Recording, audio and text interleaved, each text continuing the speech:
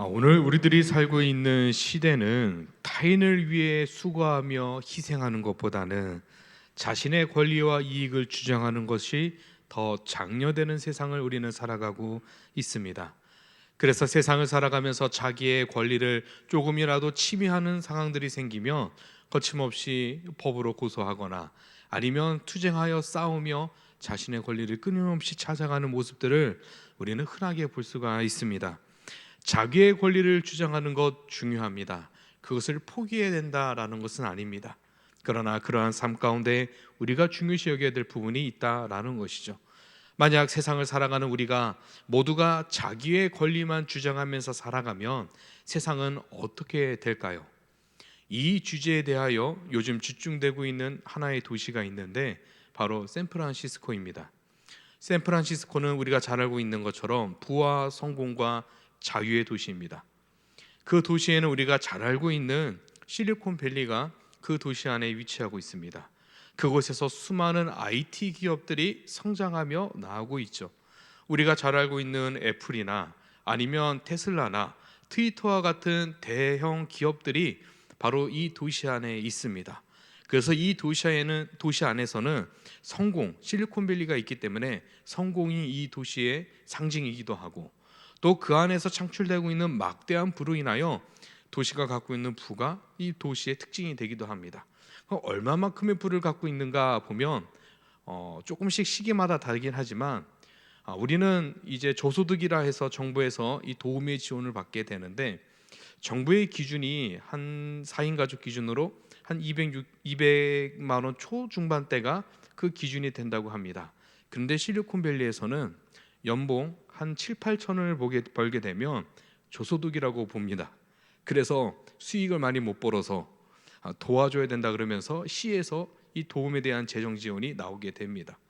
연봉 7, 8천, 8천이라고 잡으면 월 못 벌어도 한 700은 버는 건데 그게 얼마 못 번다라는 것이죠. 그래서 시에서는 그런 사람들에게 재정 지원이 나오게 되는 것입니다. 또 하나 이 도시의 특징이 있습니다. 이 도시가 요즘에 집중되고 있는 것은 우리가 잘 알고 있는 마약의 펜타닐이 이 도시에 널려 있어서 이제는 마약의 도시로 바뀌고 있고 그리고 자유주의가 그러니까 이 평등과 자유를 강조하다 보니까 성소수자들이 모이는 곳이 샌프란시스코가 되게 됩니다. 그래서 PCGT라고도 이야기하는데 이제 이 정치적 올바름이다라고 주장을 하는 사람들이 모여 자신의 성적 타락들을 주장하며 자신의 권리를 주장하게 됩니다. 그러다 보니까 이 도시는 점점점 마약 중독자들과 이 문란한 사람들에 의하여 도시가 무너져가고 있습니다. 또 하나는 도시의 자유를 주장하다 보니까 자기의 권리를 주장하다 보니까 이제 도둑들도 1,000달러 이하의 강도는 경범죄로 처벌하게 됩니다. 즉 구두로 경고하고 되돌려 보내는 겁니다. 1,000달러라 하면은 우리나라 돈으로 약 한 140에서 150만 원인데 이 정도의 돈으로 강도하거나 도둑질한다면 이거는 체포할 것이 아니라 그들의 생계를 보호해줘야 될 이야기다라고 말하는 겁니다. 말이 안 되는 이야기죠. 그래서 이러한 도시가 지금은 무너져가고 있습니다. 미국의 최대 백화점이 샌프란시스코에서 철수하였고, 그러니까 우리나라로 따지자면 갤러리아 백화점과 같은 이런 명품 백화점들이 이제는 샌프란시스코에서 철수하고 있습니다. 철수하면서 나오는 이 이유는 무엇이냐? 더 이상 직원의 안전을 보장할 수 없는 도시라는 것이 이유가 되는 것이죠. 자신의 권리만 주장하는 사회, 배려와 희생과 섬김이 없는 사회, 그 결말이 무엇인지를 보여주고 있는 것입니다. 오늘 우리들의 신앙에서도 비슷한 일들은 많이 이루어져 가고 있습니다. 먼저 가깝게 우리의 가정에서는 어떻습니까? 남편은 남편의 권리를 주장하고 아내는 아내의 권리만 주장하면 그 가정이 과연 평화로울까요? 결코 평화로울 수가 없습니다. 자녀는 자녀의 권리를 주장하고 부모는 부모의 권리만 주장하면 서로가 서로를 향한 희생과 섬김이 없는 가정은 깨어질 수밖에 없는 것이죠. 우리의 교권은 어떻습니까? 학생이 학생의 권리를 주장하면서 자기의 권리만 주장하면서 교사의 권리가 침해되고 있고 또 우리의 어릴 적 시절을 생각해 보면 교사 선생님들은 또 교사 선생님들의 권리가 너무나 주장이 강하여서 학생들의 이 좋지 않은 추억들도 있기도 합니다. 여하튼 우리의 교권에서도 그런 문제가 생기고 있는 것이죠. 가깝게 우리의 교회에서도 마찬가지입니다. 믿음의 공동체 안에서도 자기의 권리 주장만 있다 하면 이 믿음의 공동체는 온전히 유지될 수가 없는 것입니다.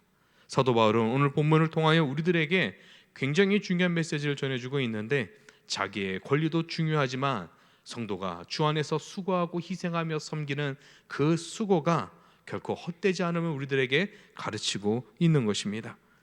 그래서 사도 바울은 고린도전서 15장 58절에 이렇게 말씀하고 있습니다. 그러므로 내 사랑하는 형제들아, 견실하며 흔들리지 말고 항상 주의 일에 더욱 힘쓰는 자들이 되라. 이는 너희 수고가 주 안에서 헛되지 않은 줄 알미라. 아멘. 바울은 성도의 수고에 대하여 뭐라고 이야기하고 있습니까? 결코 헛되지 않는다라는 것입니다. 성도의 수고에는 항상 풍성한 결실을 거두게 하시는 하나님의 손길이 있기에 그 손길은 헛될 수 없음을 말하고 있는 것입니다. 그래서 성도의 수고는 결코 헛되지 않는 것입니다. 이 말씀이 우리들에게 큰 위로가 되는 것은 사람의 눈으로 볼 때는 우리의 수고가 결실이 없어 보이는 것처럼 느껴지기 때문입니다. 관계를 개선하려고 노력을 해도 좀처럼 관계가 개선되지 않을 때도 있으며, 때로는 우리의 믿음이 반복된 배신을 당하게 되었을 때, 즉 사람을 믿고 또 사람에게 속임을 당하고 또 기대했지만 그 기대를 충족되지 못했을 때 우리는 개선하고자 했었던 우리의 노력과 시간과 믿음이 부질없다라고 여길 수 있기 때문입니다. 때로는 우리의 노력도 헛되다라고 생각하는 것이 우리의 삶의 현주소에 우리가 느끼는 감정이기 때문입니다. 그러나 이런 모든 헛되다 여기는 수고 속에 우리가 기억해야 될 것이 있습니다. 결코 그 수고는 헛되지 않는다라는 사실입니다. 예를 들다면 수능이라는 여정을 통해서 우리가 원하는 결실, 좋은 성적은 맞을 수 없을지도 모르지만, 그러나 그 과정을 통해서 하나님께서는 많은 것을 깨달으며 알게 하시는 하나님의 섭리가 있다라는 것입니다. 공부하는 노력을 통해서 노력이 헛되지 않는다라는 것을 배울 수도 있고, 때로는 하나님의 인도하심을 만나는 자리가 될 수도 있기 때문입니다. 혹은 노력을 통해 자신의 성실함을 세워가는 자리가 될 수도 있는 것이죠. 무엇보다도 이 모든 것에 있어서 우리가 기억해야 될 것은 이 수고 속에는 하나님의 돌보시는 손길이 있기 때문에 성도의 수고는 결코 헛될 수가 없는 것입니다. 그러나 세상의 시각에서는 결코 그렇지 않습니다. 세상의 시각에서는 이 모든 것들은 헛되다라고 말하기 때문입니다. 혹시 기억하실지 모르겠지만 예전에 샘물교회 사건을 모두가 잘 아실 거라 생각합니다. 당시에 아프가니스탄에서 선교를 나갔던 이 선교단이 피랍되었다가 일부가 순교하며 어렵게 국내에 들어온 사건이었습니다. 근래에는 영화로도 상영이 됐었던 사건이죠. 당시에 이 사건으로 전국이 굉장히 시끄러웠습니다. 당시에 제가 안암동에서 버스를 타고 집으로 가게 되었을 때였습니다. 한 나이 지극히 드시는 어르신께서 이 뉴스를 들으면서 하필이면 저를 쳐다보며 말씀하십니다. 제가 전도사였다라는 티도 나지도 않았을 거고 성경책도 안 들고 있었는데 제 눈을 보면서 말합니다. 지들 부모나 잘 섬기지. 예수 믿는다고 다른 나라 가서 무슨 짓이야? 불효다고. 세상에 민폐가 이런 민폐가 없다라고 욕을 하는데 듣는 제가 다 화가 나고 불쾌한 상황이었던 것입니다.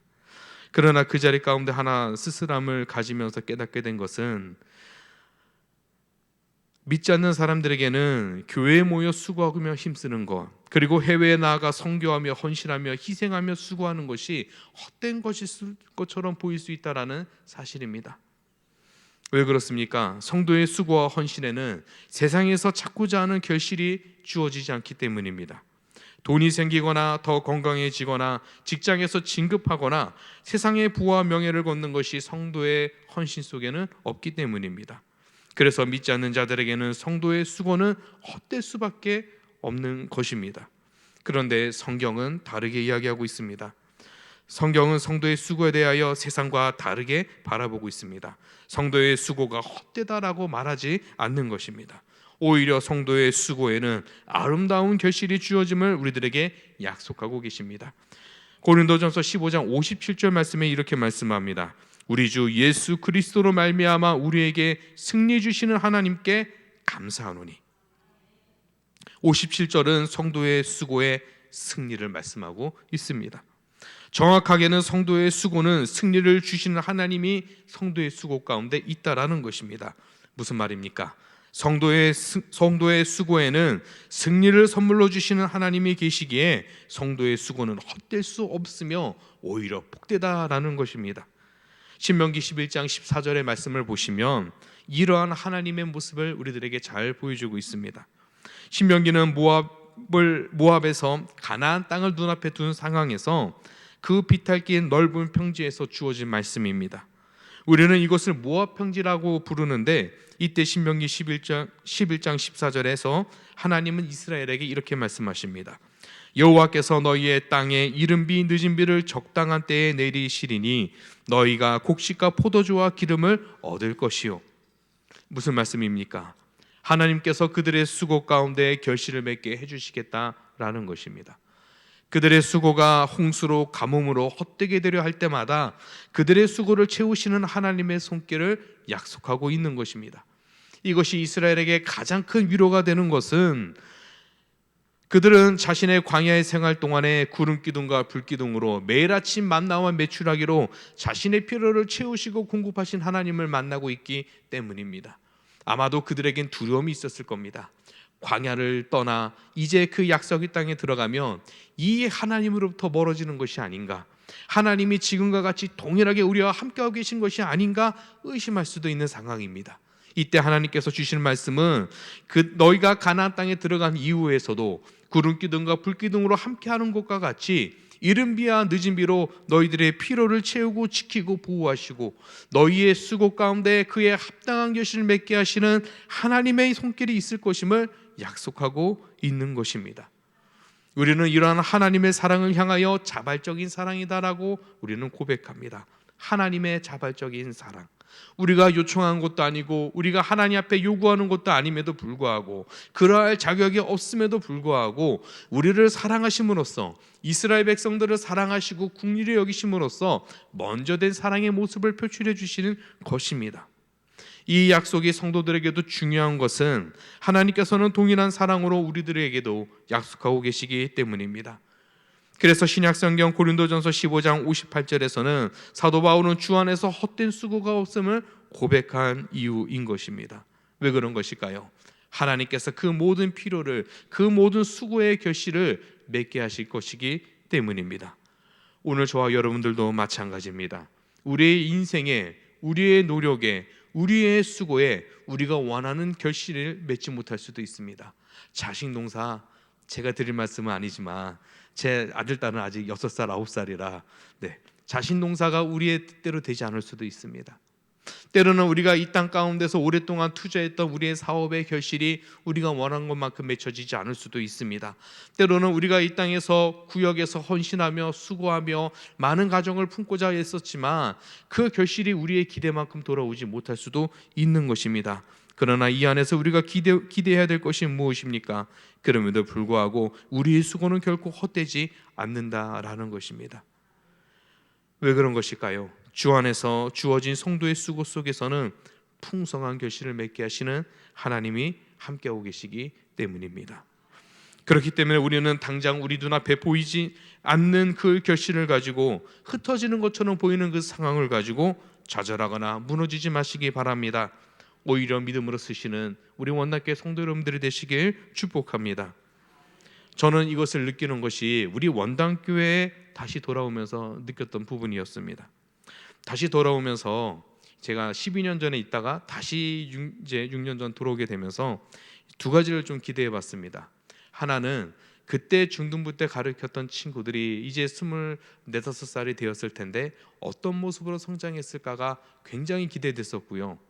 또 하나는 제가 외국인부에 잠시 있었는데 그 외국인부에 있었던 분들이 어떤 모습으로 성장했을지를 기대하면서 돌아왔었던 것입니다. 그런데 돌아오면서 외국인부가 없어졌다는 이야기를 듣고 사실은 마음이 많이 가슴이 아팠었습니다. 이렇게 사역이 흩어지는가 보다라는 생각이었던 것이죠. 그런데 하나의 소식을 듣게 되었는데, 이렇게 흩어졌다라고 생각했었던 이 외국인부가 자신의 모국으로 돌아가 몇몇 교회를 세웠다는 소식을 들으면서 이 하나님께서는 이렇게 일하시는 분이시구나, 내 눈에는 흩어진 것처럼 보일 수 있지만 그러나 그 이면에는 세워가시는 하나님의 손길이 있다는 사실을 깨닫는 것이 제가 이곳에 오면서 깨달았던 사실이었던 것입니다. 사랑하는 성도 여러분, 그렇습니다. 사람의 눈에는 성도의 희생과 헌신이, 그 수고가 깨진 독에 물을 붓는 것처럼 헛되다 느낄 수 있지만 우리는 우리의 수고를 그런 눈으로 바라보지 않길 바랍니다. 주의 일에는 결코, 주님의 일에는 결코 헛된 수고가 없기 때문입니다. 우리는 이것을 믿음으로써 성도의 수고 속에 믿음의 승리를 발견할 수 있는 복된 주의 자녀들이 되시길 바랍니다. 그리하여 수고하기를 더욱더 두려워하지 마시고 복으로 여기며 더욱더 수고하기를 기뻐할 수 있는 우리 원당교회 성도 여러분들이 되길 주의 이름으로 축복합니다. 그러할 때 하나님께서는 저와 여러분들의 헌신과 희생과 그 소구를 통하여 더 많은 일을 이루어 가실 줄 믿습니다. 또 우리가 생각하지 못했던 곳에서 우리의 힘으로 할 수 없는 일들까지 이루게 하시는 놀라운 하나님의 손길들을 경험할 줄 믿습니다. 이 기대를 가지시고 수고의 자리에, 그 헌신과 희생의 자리에 기쁨으로 나오실 줄 믿습니다. 감사합니다. 두 번째로 본문은 우리들에게 그리스도에 대한 성도의 끝에 무엇이 있는지를 가르쳐주고 있습니다. 57절 앞부분에 보시면 우리 주 예수 그리스도로 말미암아라고 말씀하고 있습니다. 이 말씀을 다르게 표현하면 우리의 승리는 오직 예수 그리스도로 말미암아 주어지는 승리를 우리들에게 말씀해주고 있는 것입니다. 그렇다면 성도가 예수 그리스도 안에서 누릴 수 있는 승리는 무엇이 있겠습니까? 고린도전서 15장 54절이 이렇게 말씀합니다. 이 썩을 것이 썩지 아니함을 입고 이 죽을 것이 죽지 아니함을 입을 때에는 사망을 삼키고 이기리라고 기록된 말씀이 이루어지리라. 아멘. 바로 예수님께서 우리들에게 죽음과 부활을 통해 주시고 있는 죽음으로부터의 승리를 우리들에게 약속하고 있는 것입니다. 죄와 사망으로부터 영원한 생명과 부활의 승리를 주신 예수 그리스도의 승리가 성도의 수고와 헌신 속에 함께하고 있음을 약속하고 있는 것입니다. 그래서 수고하다가 고생하다 주님께 가기를 걱정하지 마시기 바랍니다. 전사역지에서 한 청년이 계속 봉사를 하다가 너무 힘들어서 와서 상담을 했습니다. 저도 이제 반은 농담 반은 진담 섞어서 이야기를 했는데, 청년의 이야기는 뭐냐, 이제 오후 예배 찬양을 맡게 되었는데 너무 부담되고 힘들다는 겁니다. 힘들어 죽겠다는 거예요. 그래서 청년에게 위로를 주면서 했던 말이, 지금은 굉장히 미안합니다. 죽어도 갈 곳은 천국밖에 없기 때문에 걱정하지 말라고, 죽어도 천국에서 볼 수 있다고. 그랬더니 청년이 자기는 결혼도 안 했다고 그런 이야기를 했던 적이 있습니다. 그러니까 결혼을 하고 죽어야겠다 이거였던 것이죠. 지금 와서는 참 많이 미안했습니다. 얼마나 힘들었으면 그렇게 이야기를 했겠습니까? 그러나 우리가 기억해야 될 것은 성도의 수고 가운데서는 헛된 것이 없음은 하나님께서 저 천국에서 우리에게 주신 약속된 상급이 있기 때문입니다. 그렇기 때문에 우리가 이 땅에서 수고하며 헌신하며 희생의 기쁨을 누릴 수 있는 저와 여러분들이 되시길 진심으로 축복합니다.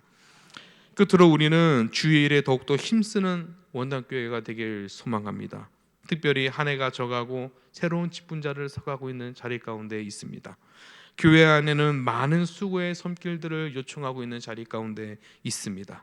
아까 우리가 기쁨으로 나오실 줄 믿습니다 했을 때 다 아멘 하셨는데, 이 수고의 자리에 함께 참여하심으로써 교회를 함께 세워가는 기쁨을 누리길 진심으로 소망합니다.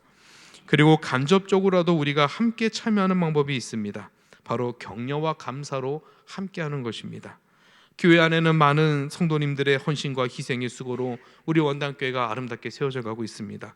그런데 이 수고가 정말로 많이 힘든 수고입니다. 마음으로도 고생하고 육체적으로 고생하는 것이 이 수고이죠.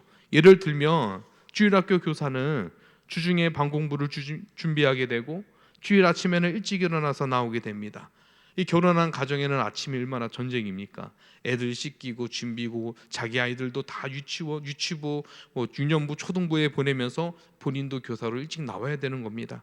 얼마나 수고롭습니까? 또 성경학교 때는 어떻습니까? 1년에 단 한 번의 휴가철을 성경학교 수련회에 다 쏟아붓고 있습니다.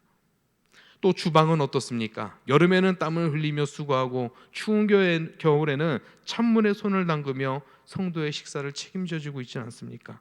주차장에서도 추위와 더위와 싸우며 성도의 오고 가는 길을 안전하게 지키고 있고, 예배 안내위원회에서도 성비부에서도 찬양대에서도 이 이외에도 수많은 많은 섬김의 자리가 오늘 원당교회를 아름답게 세우고 있다라는 것입니다. 그래서 우리는 이러한 수고를 대면할 때마다 우리가 직접 참가하지 못한다 할지라도 그 수고를 두고 우리가 함께 기뻐하며 감사하며 위로하며 감사의 표현을 나눌 수 있는 우리 원당교회 성도들이 되시길 소망합니다. 그 격려와 감사가 큰 위로를 줄 뿐만이 아니라 그 사역을 더욱더 아름답고 풍성하게 하시는 하나님의 손길이 되기 때문입니다. 수고하는 분들에게는 우리의 위로와 우리의 격려와 우리의 칭찬이 그들을 위로하며 세우는 하나님의 손길임을 믿으시길 바랍니다. 그래서 우리가 작은 곳에서도 감사함으로 표현함으로써 함께 그 사역을 간접적으로 참여하는 은혜가, 그렇게 함께 연합하여 주의 교회를 아름답게 세워가는 놀라운 역사가 우리 원당교회에 주어지길 진심으로 소망합니다. 말씀을 정리하겠습니다. 사랑하는 성도 여러분, 성도의 수고에는 결코 헛되지 않은 줄을 믿으시기를 바랍니다. 성도의 수고에는 부활의 승리가 있으며 주님의 교회와 믿음의 공동체를 견실하게 세워가시는 놀라운 하나님의 손길이 있음을 믿으시기를 바랍니다. 그 수많은 손길 가운데 우리 원당교회가 지금의 부흥과 흥황을 누리고 있는 것처럼 이제 우리의 수고의 손길을 통하여 다음 세대를 10년 뒤에 놀랍게 역사하시는 하나님의 때를 준비하는 은혜가 이제 저와 여러분들 가운데 함께 주어지길 주의 이름으로 축복합니다. 기도하겠습니다. 사랑의 하나님 아버지, 오늘 우리들에게도 수고의 자리와 헌신의 자리를 주심을 감사드립니다. 우리의